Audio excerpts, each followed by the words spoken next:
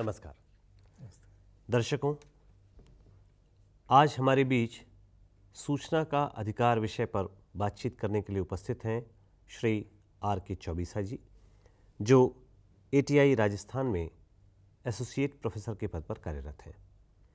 चौबीसा साहब, आपका हमारे स्टूडियो में स्वागत है। सूचना का अधिकार दरअसल एक ऐसा अधिकार है जिसने लोकतंत्र में आम जनता के लिए कुछ नए द्वार, कुछ नए रास्ते खोले हैं।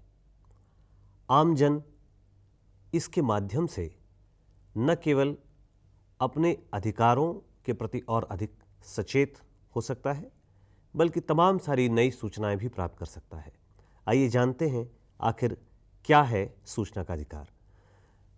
श्री चौबीसा, आप हमें बताएं कि सूचना का अधिकार आखिर है क्या? सूचना का अधिकार भारत सरकार द्वारा नागरिकों को दिया गया एक अधिकार है जो प्रत्येक देश के नागरिक को अपनी सरकार द्वारा अपने कार्यकलापों की जानकारी देने के लिए दिया जाता है। अपना देश विश्व का 55वां देश है जहां नागरिकों को सूचना का अधिकार दिया गया है। विश्व के 54 देश इस अधिकार को बहुत पहले दे चुके हैं। आखिर क्या कारण है कि हमारे देश में ये जागरूकता बाद में आई? आपने बताया कि 54 देश पहले इस अधिकार को अपने नागरिकों को दे चुके हैं, जबकि हमारी संख्या 55वीं है। क्या कारण रहा कि भारत में एक सशक्त लोकतंत्र होने के बावजूद ये अधिकार बहुत विलंब से आया? एक कोशिश सरकार ने 2002 में की थी FOI एक्ट के रूप में, लेकिन वो इतनी जागरूकता और प्रभावशीलता नहीं कर पाया, तो उसका रिप्लेसमेंट 2005 में किया। यद्यपि कुछ राज्यों ने अपने यहाँ छोटे छोटे लॉ बना दिए थे सूचना के अधिकार के, लेकिन 2005 में अपन रिवोल्यूशनरी स्टेप के साथ आए।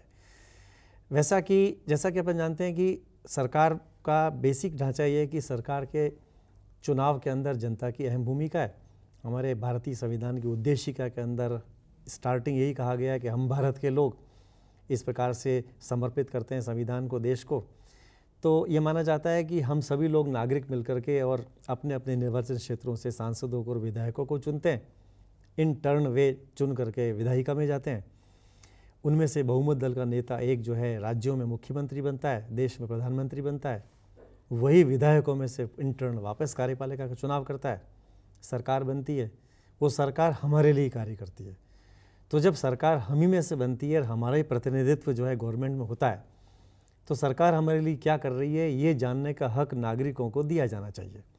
और इसीलिए सूचना के अधिकार का प्रादुर्भाव हमारे देश में हुआ है।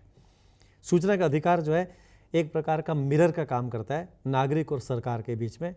उस मिरर के जरिए जनता पारदर्शी तौर पे ये देख लेती है सरकार क्या काम कर रही है, और सरकार पारदर्शी तौर पे ये देख लेती है कि नागरिकों के लिए क्या क्या किया जा रहा है और क्या क्या करना चाहिए। आपने पारदर्शिता की बात की। क्या सूचना के अधिकार के माध्यम से सचमुच वह पारदर्शिता आ पाई है जो सरकार चाहती है, या जिन बातों को लेकर के इस अधिकार को लागू किया गया?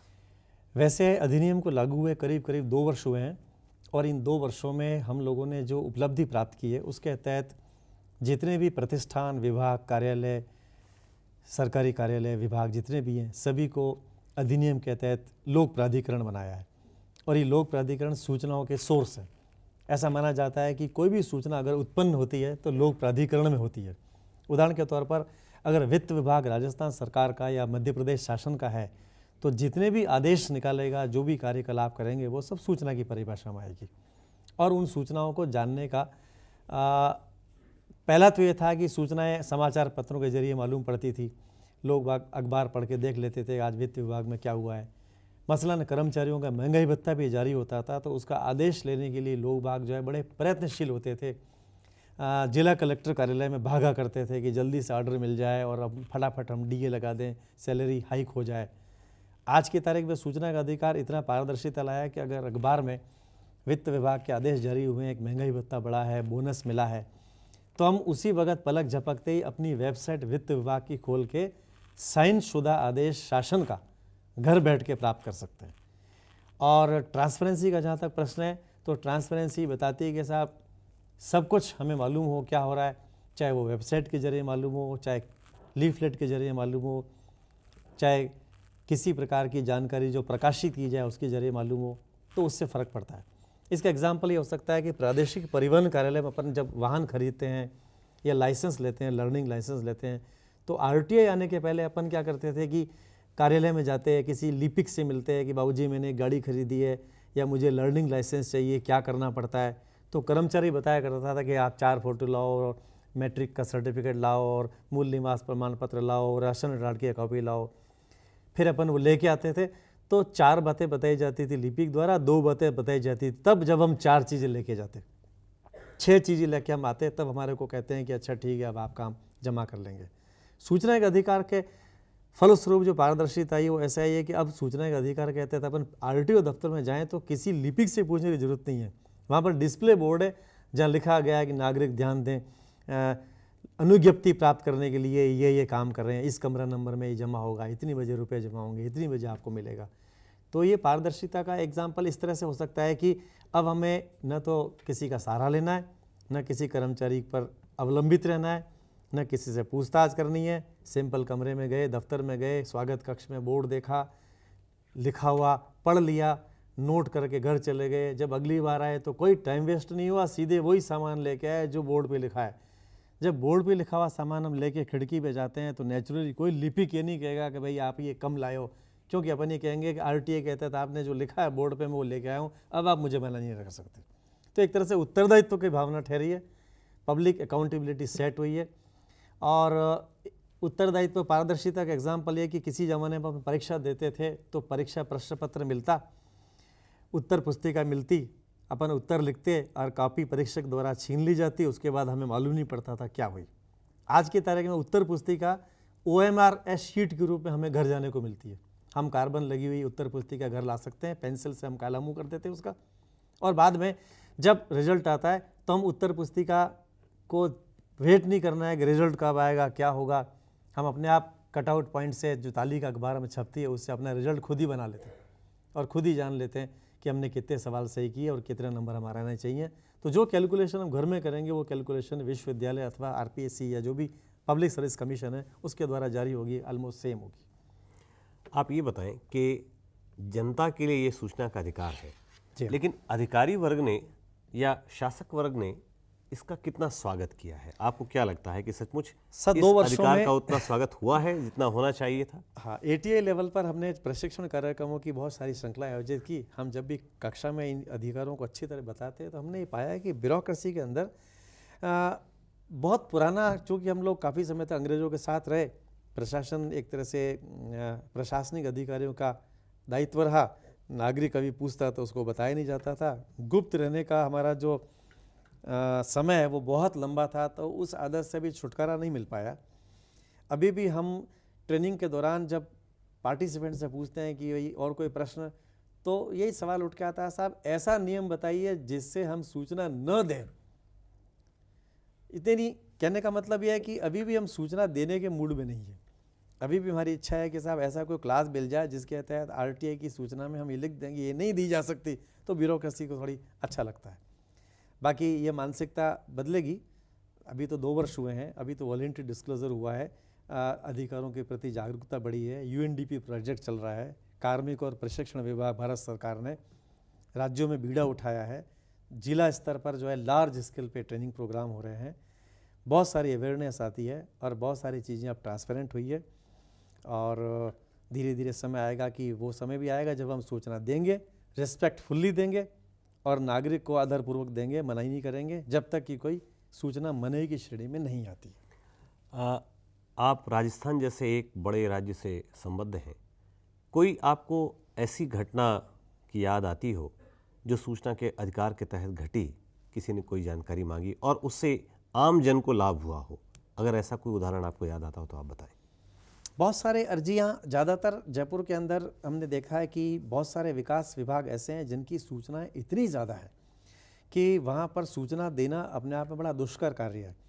लेकिन जैसे कृषि भूमि के संपरिवर्तन के नियम, जैसे मकानों की आवंटन का नियम, या कोई ज़मीन नीलाम हो रही है मान लीजिए तो उसका अलॉटमेंट वगैरह है, या कोई किसी प्रकार के डेवलपमेंट चार्जेस जो कोई डेवलपमेंट अथॉरिटी लेती है उन सब में सूचना का अधिकार कहता है जो जानकारी आई है उससे ये फ़र्क पड़ा है कि आम नागरिकों को अब पता लगा है। जैसे रेवेन्यू लॉज अपने आप में बहुत टेढ़े हैं। ये माना जाता है कि एक आदमी अपनी कृषि योग्य भूमि को रिहायशी योग्य भूमि में बदलने के नियम नहीं जानता, बट सूचना के अधिकार के फलस्वरूप जो स्वैच्छिक प्रकटन हुआ है और जो सूचनाएं लोगों ने प्राप्त की और जिसका डिसेमिनेशन हुआ है, उससे आम नागरिक को आज की तारीख में पता है कि वो अपनी कृषि भूमि को रिहायशी भूमि में किन नियमों के तहत क्या करे तो बदल जाएगी। इतनी अवेयरनेस लोगों में अब आ गई। क्या आपको लगता है कि भारत जैसे एक वृहद जनसंख्या वाले देश में सचमुच सूचना के अधिकार को लेकर के वो जागरूकता आई है जो होनी चाहिए थी? हाँ, एक सीमा तक जागरूकता बहुत आई है। जिस हिसाब से राज्य सूचना आयोगों में, केंद्रीय सूचना आयोगों में पिटिशंस गई है और उनके केसेस निपटे हैं और उनकी जो संख्या में बढ़ोतरी हुई है, उससे लगता है कि लोग नागरिकों के अधिकारों के प्रति जागरूक हैं। नागरिकों में भी इच्छा जागृत हुई है कि वो भी सूचनाएं प्राप्त करें और उस सूचना का समुचित उपयोग करें।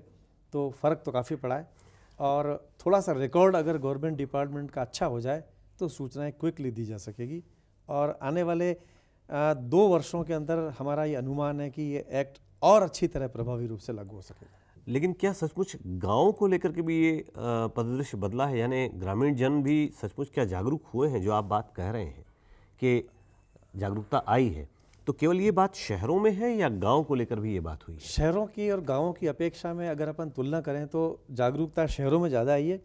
गांवों में यद्यपि अवेयरनेस क्रिएट करने के प्रयास इस यूएनडीपी में भी हो रहे हैं, नारे भी लिखे जा रहे हैं और निःशुल्क सामग्री भी प्रदाय की जा रही है।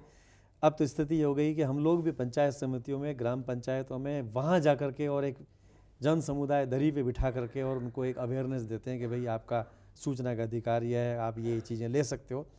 बट वो लोग अभी तक इतने जागरूक नहीं हुए हैं कि बाकायदा अर्जी दे सकें, निर्धारित शुल्क जमा करा सकें, वांछित सूचना प्राप्त कर सकें, क्योंकि नेटवर्क जो सरकार का है वो लोक प्राधिकारियों का और लोक सूचना अधिकारियों का इतना बड़ा है कि जन जन तक ये जानकारी जो है अभी तक ग्रास रूट लेवल पर जो है पहुंचने में थोड़ा और टाइम लगेगा। क्या और किया जाए कि ये सूचना का अधिकार, इसके बारे में जानकारी और विस्तार से लोगों तक पहुंच सके? ऐसा क्या होना चाहिए? आपको क्या लगता है कि ज़्यादा प्रभावी ढंग से लोगों तक ये जानकारी मिल सके, वे इसका अधिक से अधिक उपयोग कर सकें? तो ऐसा क्या हो? जैसे स्टेट में हमने कुछ अभिनव प्रयोग कर रहे हैं। जैसे एक तो हम डाक के लिफाफे हैं, जो हम चिट्ठियाँ लिखते हैं, उनके लिफाफों पर हमने सूचना के अधिकार का एक नारा लिखा है।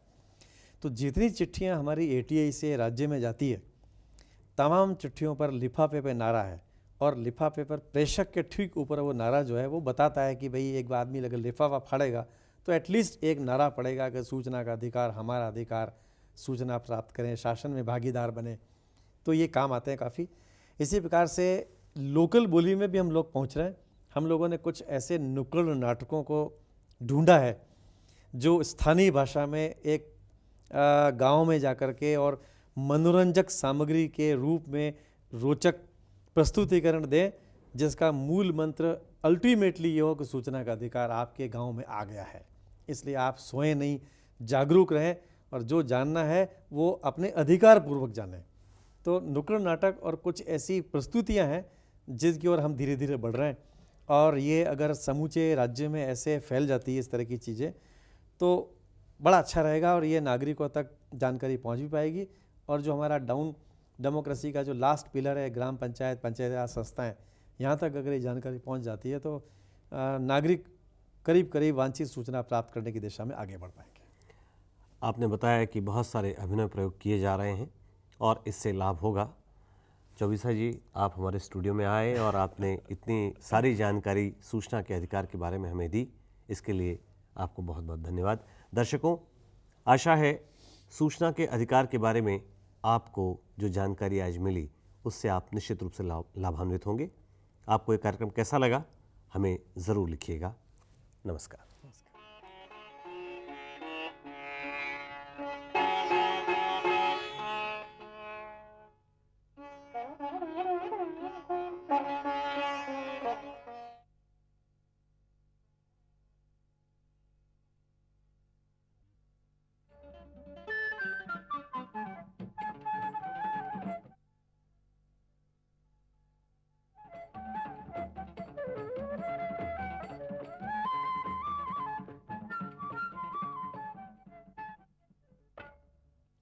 नमस्कार दर्शकों, आज हमारे बीच सूचना का अधिकार विषय पर बातचीत करने के लिए उपस्थित हैं डॉक्टर राकेश कुमार पांडे। डॉक्टर पांडे उत्तराखंड प्रशासन अकादमी में कार्यरत हैं। डॉक्टर पांडे, आपका हमारे स्टूडियो में स्वागत है। हम आपसे जानना चाहेंगे कि सूचना का अधिकार आखिर क्या है? सूचना का अधिकार भारतीय संसद द्वारा भारत के नागरिकों को दिया गया एक जन अधिकार है, जिसको माननीय सर्वोच्च न्यायालय ने भी अपने 10 से 12 निर्णयों में मौलिक अधिकार के तहत रखा है और कहा है कि जो संविधान की धारा 19 और 21 इसके तहत इसको मौलिक अधिकार का दर्जा दिया है। हमारे देश को स्वतंत्र हुए एक लंबा अरसा बीत गया, लगभग 60 वर्ष हो गए, लेकिन काफ़ी एक लंबे अरसे के बाद 50-55 साल के बाद आखिर इस अधिकार की ज़रूरत क्या पड़ी? आपको क्या लगता है? अगर 50-60 साल का इतिहास हम देखें तो शुरुआत 1947 में 15 अगस्त 1947 को जब देश आज़ाद होता है तो कायदे में यह अधिकार उसी समय दे देना चाहिए था, क्योंकि ये मौलिक अधिकार अगर आज सुप्रीम कोर्ट इसको परिभाषित कर रहा है तो क्या 1947 में नहीं था? उस समय भी था। लेकिन जो हमने उस समय की आर्थिक रणनीति अपनाई थी, जिसमें हम कह सकते हैं मिश्रित अर्थव्यवस्था, तो मिश्रित अर्थव्यवस्था में जहाँ एक तरफ सार्वजनिक क्षेत्र था, दूसरी तरफ निजी क्षेत्र था, लेकिन सरकार की जो भूमिका थी वो बहुत ही निर्णायक थी। उस समय उसकी भूमिका ये थी कि वो कंट्रोलर थी। क्या उत्पादन करना है, किसका उत्पादन करना है, किसके लिए करना है, कितना करना है, ये सारा निर्णय सरकार लेती थी। चूँकि संसाधन सीमित थे तो उस समय उसको ये लगता था कि तेज़ी से विकास करने के लिए पंचवर्षीय योजनाएं बनानी हैं और अपने साधनों का अनुकूलतम आवंटन करना है। ऐसा ना हो कि लग्जरियस चीज़ों में जो है ज़्यादा उसका साधनों का आवंटन हो, अपव्यय हो जाए और जो हमारी ग्रोथ हो वो रुक जाए। तो उस समय जब कंट्रोलर थी तो कंट्रोलर होने के नाते बहुत सी ऐसी सूचनाएं थीं, अगर वो प्रकट हो जाती तो पता लगा कि सरकार जो चाह रही थी अपने लक्ष्यों को प्राप्त न कर पाती। लेकिन 1986 के बाद, 84 के बाद हम कह सकते हैं राजीव गांधी के आगमन के साथ ही उदारीकरण की प्रक्रिया बहुत तेज़ी से शुरू हुई है और आप इसका प्रकटता देख सकते हैं। 1986 में आपका कंज्यूमर फोरम का अभ्युदय राजीव गांधी के द्वारा ही, उस समय निजी क्षेत्र को जब छूट देनी शुरू कर दी और सरकार जो है कंट्रोलर से केवल सर्विस प्रोवाइडर की भूमिका में आने लगी। ये 1984 के बाद ही शुरू हो चुका था। तो 1986 में जब कंज्यूमर फोरम इसलिए लाया गया कि उपभोक्ता के हितों को चोट न पहुँचे, संरक्षित करें, तो इस तरफ दिया। और सरकार जो है प्रोडक्शन से अपने आप को हटाने लगी और ज़्यादातर प्राइवेट गुड्स जो निजी वस्तुएं थीं वो निजी क्षेत्र को देने लगी। लेकिन सार्वजनिक वस्तुओं का, सेवाओं का उत्पादन और सारी चीज़ें जिनमें आपका क्या कहते हैं स्ट्रीट लाइट है, रोड्स हैं, एजुकेशन है, हेल्थ है, इन सब में अभी भी उसका दखल बना हुआ था। तो जब प्राइवेट सेक्टर के ऊपर नकेल कसने के लिए कंज्यूमर फोरम का गठन किया गया कि क्या गुणवत्ता है आपके सामान की, उनको बताना पड़ता है, रैपर लगाना पड़ता है। लेकिन जो सरकार दे रही थी तो उस पर कोई रैपर नहीं था, उसकी क्वालिटी क्या है। तो जो सामान्य जनता, जो उसकी उपभोक्ता थी, वो अपने हितों की रक्षा के लिए कैसे लड़ेगी? तो उसके हितों की रक्षा के लिए ये सूचना का अधिकार दिया गया कि अब आप जान पाएंगे कि सरकार क्या क्या कर रही है। इसको आप दूसरे उससे भी देख सकते हैं कि जो गांधी का स्वराज था वो कायदे में 73वां संविधान संशोधन हमारा, जिसमें त्रिस्तरीय पंचायती राज व्यवस्था, तो त्रिस्तरीय पंचायती राज व्यवस्था आई तो जनता के बीच जो शासन है वो विकेंद्रित किया गया। तो अब जो पीपल्स रिप्रेजेंटेटिव हैं, खासकर निचले तबके के जो त्रिस्तरीय पंचायती राज में, उनके ऊपर भी नियंत्रण कैसे हो कि करप्शन ना होने पाए, उत्तरदायित्व तो हो। तो उसके लिए कौन इस पे कर सकता है? तो जो सशक्त जनतंत्र है उसमें केवल जनता ही उस पर नियंत्रण लगा सकती है और कोई तरीका नहीं था। तो जनता को इतना अधिकार दे दिया जाए कि वो खुद ही इन सब चीज़ों पे नियंत्रण स्थापित कर ले और जो स्वराज या सुराज और सशक्त लोकतंत्र की हमारी परिकल्पना थी उसकी ओर हम आगे बढ़ सकें। इस परिकल्पना के क्रियान्वयन में हम कितना सफल हो पाए हैं? अगर अभी 2 साल का जो हमारा समय हुआ है, इस 2 साल के समय को अगर आप देखें कि ये समय बहुत कम है, इसलिए अभी तुरंत ये कह देना कि हम कितना सफल हो पाए हैं, कितना असफल रहे हैं, बहुत न्यायोचित नहीं होगा। लेकिन ऐसा दिखाई दे रहा है कि हम सही रास्ते पे जा रहे हैं। जिस तरह से सूचनाओं की मांग की रफ्तार बढ़ रही है, उससे ये लग रहा है कि हम सही डायरेक्शन में जा रहे हैं, और सूचना तकनीक का जितना ज़्यादा से ज़्यादा सरकारी मशीनरी प्रयोग करेगी, उसको स्वतः प्रकटन का जो प्रोएक्टिव डिस्क्लोजर का क्लॉज है, उसके तहत हम काफ़ी आगे जा सकेंगे। लेकिन आपको क्या लगता है कि जो शासकीय विभाग हैं, जैसे सरकार की एक ईमानदार कोशिश है, जनता के लिए ये सूचना का अधिकार है, लेकिन इसके बीच में एक और क्रियान्वयन का जो पक्ष है वो है हमारे शासकीय अधिकारी या अधिकारी वर्ग। उस अधिकारी वर्ग ने इस पूरे सूचना के अधिकार का कितना स्वागत किया है, आपको क्या लगता है? ये अगर अधिकारियों की तरफ से आप देखेंगे तो जो हम ट्रेनिंग प्रोग्राम करा रहे हैं, एकदम ध्रुव सत्य है कि अभी जो मानसिकता है वो 1923 का ऑफिशियल सीक्रेट एक्ट उनके दिमाग पे अभी भी हावी है। तो समय लगेगा, लेकिन उम्मीद रखिए कि जल्दी ही 2005 का हमारा ये सूचना अधिकार का जो युग है, ये उस 1923 पे हावी हो जाएगा, और ये हमारा जो सूचना अधिकार आंदोलन है ये आगे की ओर बढ़ेगा।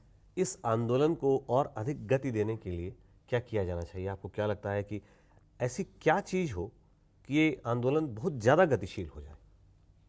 इसके लिए निश्चित तौर पे जितना अधिकारियों और कर्मचारियों की ट्रेनिंग की आवश्यकता है, उससे कहीं ज़्यादा आवश्यकता जनता के बीच जागरूकता की, और साथ ही साथ उनका जो प्रार्थना पत्र लिखने का तरीका है, जो एप्लीकेशंस हैं, चूँकि सूचना अधिकार अधिनियम में सबसे बड़ी चीज़ एप्लीकेशन है, प्रार्थना पत्र, जो उसका राइट है, वो मांगता है कि हमें ये सूचना दी जाए, लेकिन सूचना कैसे लिखी जाए, मांग कैसे की जाए, इसकी ज़रूरत है उनको जो है सही तरीके से ट्रेन करने की। अगर उनके अंदर ये स्किल एक बार डेवलप हो गई, तो ये जो आप अभी बात कर रहे थे कर्मचारी वर्ग की, वो अपने आप जो है निरस्त हो जाएगी। कारण क्या कि एक्ट में सीधे सीधे दिया हुआ है, सूचना मांगी जाएगी 30 दिन के अंदर देना है, नहीं देना है तो कारण बताना है। कारण भी एक्ट के अंदर ही हैं कि इन्हीं कारणों से नहीं दी जा सकती, है ना। अब देखना यह है कि जो सूचना मांगी जा रही है वो सूचना है भी या नहीं। तो सूचना है या नहीं, बहुत बार ऐसा होता है कि हम सूचना है लेकिन हमारा मांगने का तरीका गलत होता है, हम गलत तरीके से मांग लेते हैं, तो तकनीकी कारणों से निरस्त किया जा सकता है। तो हमें उसी चीज़ को दुरुस्त करना है। आप उत्तराखंड जैसे राज्य से जुड़े हुए हैं, वहाँ से आए हैं, जो एक ग्रामीण बहुल तो नहीं कह सकते, लेकिन फिर भी काफ़ी बड़ी संख्या में गांव वहाँ हैं और सुदूरवर्ती गांव हैं, 70% गांव हैं, ग्रामीण जन हैं। तो ऐसी कोई योजना आपके मस्तिष्क में आती है या क्रियान्वित की गई है जो सीधे सीधे गांव के लोगों को उससे जोड़ सके, इस सूचना के अधिकार से जोड़ सके? इस समय वर्तमान में राष्ट्रीय रोजगार गारंटी कार्यक्रम ही है जो आप देख सकते हैं, जो सीधे सीधे ग्रामीण जन से जुड़ा हुआ है। मैं सूचना के अधिकार के संदर्भ में बात कर रहा हूँ। सूचना के कैसे उनको ये जो सूचना का अधिकार जो है उस गांव की जनता तक कैसे पहुँचे? उसके लिए राज्य सरकार की तरफ से भी कुछ शुरुआत की गई थी। कुछ ऐसा फंड और अमाउंट हमारी एकेडमी को जो है दिया गया था, वो कर्मचारियों के लिए था, जनता के लिए नहीं था। लेकिन भारत में भारत सरकार और यूएनडीपी द्वारा एक सहायतित परियोजना है, सूचना तक पहुंच की क्षमता विकास परियोजना, जो वर्तमान में भारत के समस्त 28 राज्यों में लागू है, और इसमें 2-2 जिलों को पायलट जिले लिए बनाया गया है जिनमें ये परियोजना लागू की गई। उसके तहत जो है उसमें एक मास अवेयरनेस का कंपोनेंट है, उसके तहत जो है ग्रामीणों को जोड़ा जा रहा है। लेकिन सरकार की ओर से स्पेसिफिकली विशिष्टतया केवल इसके लिए कोई फंड अभी तक अलॉटेड नहीं है, जबकि बहुत ज़्यादा ज़रूरत है इस तरह के धन के आवंटन की, जिससे जनता के बीच इस सूचना के अधिकार का प्रचार प्रसार किया जा सके। कुछ ऐसे प्रयोग किए गए हैं क्या जिससे सुदूर इलाकों में आप इसका प्रचार प्रसार कर सकें? जी हाँ, हमने उसके लिए कोशिश की है। महाविद्यालयों में, विद्यालयों में राष्ट्रीय सेवा योजना के कार्यक्रम चल रहे हैं।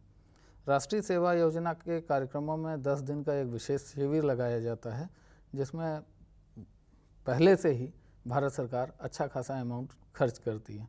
तो उसी 10 दिवसीय शिविर में गाँव को जोड़ने के लिए वो बहुत अच्छा माध्यम हो सकता है।